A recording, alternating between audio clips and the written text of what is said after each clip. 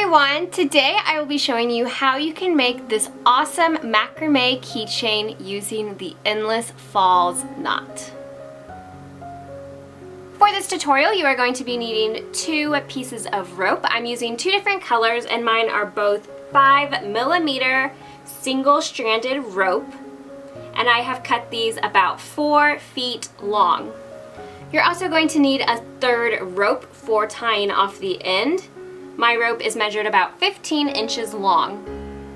Other than that, you are just going to need any type of keychain you would like. I'm using this lobster claw one. And now, let's get right into it and get started. Our first step is to fold both of our ropes evenly in half, and I'm going to nestle them together here so that my purple color is in the middle and my white color is on the outer sides. Then I'm going to take these ropes and attach it to my keyring with a lark's head knot. So I'm just going to send these ropes over the keyring.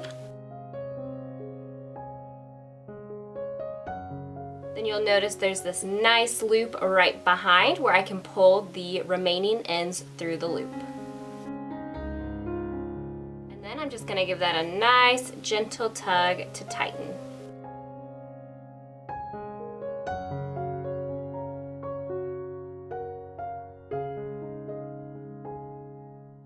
Now it's time to begin forming my Endless Falls knot. To do this, I'm going to take the 2 white cords here on the outer sides and I'm going to cross the left rope over the right so that we're kind of forming an X. And then I like to pinch up here to separate so we have 2 nice loops well defined. A loop to the right and a loop to the left. Now I'm going to take my 2 middle cords and I'm going to start with the one on the right, and I'm just going to take it and curl it over the 2 cords and then send it through the loop. And it's just going to go back around to go underneath those 2 cords. I'm going to repeat the same thing with the side in the middle left. It's just going to go over, through the loop, and around. And now I just pull to tighten. So I'm going to take the 2 white cords and pull these nice and tight, and also adjust the purple cords as I go.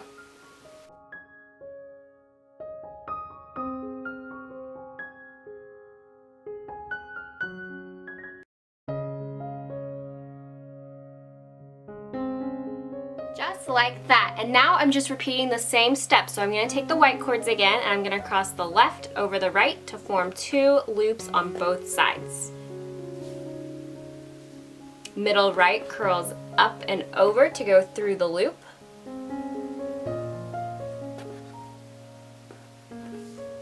Then I do the same on the left side, so it goes up, through the loop, and back around. And then I just pull everything nice and tight.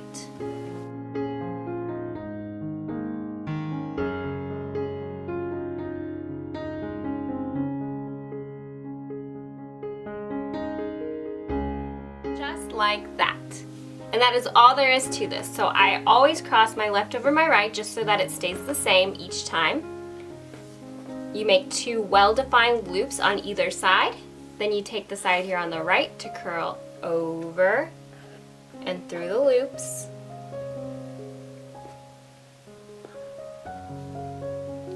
Repeat on the left.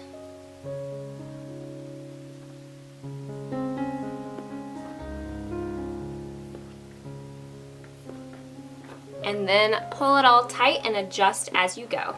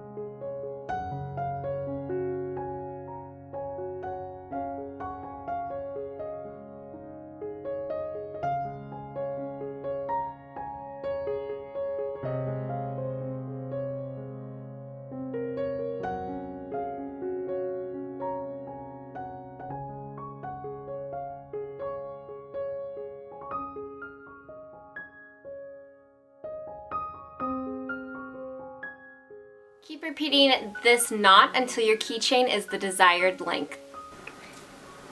Once your keychain is the length you would like it to be, we are going to finish this off with a gathering knot.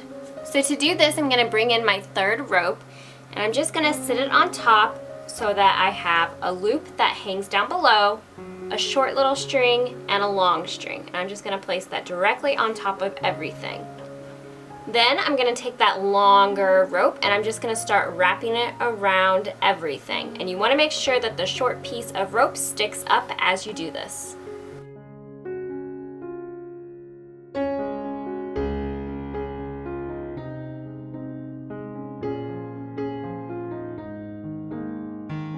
After you have wrapped it a few times, go ahead and stick that long piece of rope that we were just using through the loop. Then take the short piece of rope sticking up and give it a nice tug to pull all the ropes nice and tight and up through that knot. Once it's secure, you can take your scissors and trim the ends. And if you have a little piece sticking up through the knot, you can use a tapestry needle or your fingers to kind of tuck that back in as well so it stays nice and hidden. Now my final step is to take a pair of scissors and just trim the remaining ends off to the desired length. And you can either leave the ends as they are, or you can take a comb and fray the ends.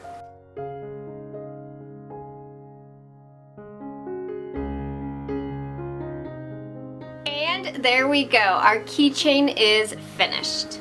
What is really great about this design is it has 4 sides. So this is the side we saw as we formed our knot. Then we have this beautiful side view.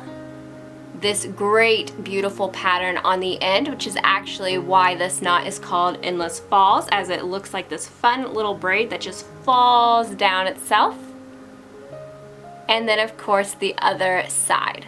So this is why this makes such a great keychain, because no matter which way it swings around, it's always going to be beautiful.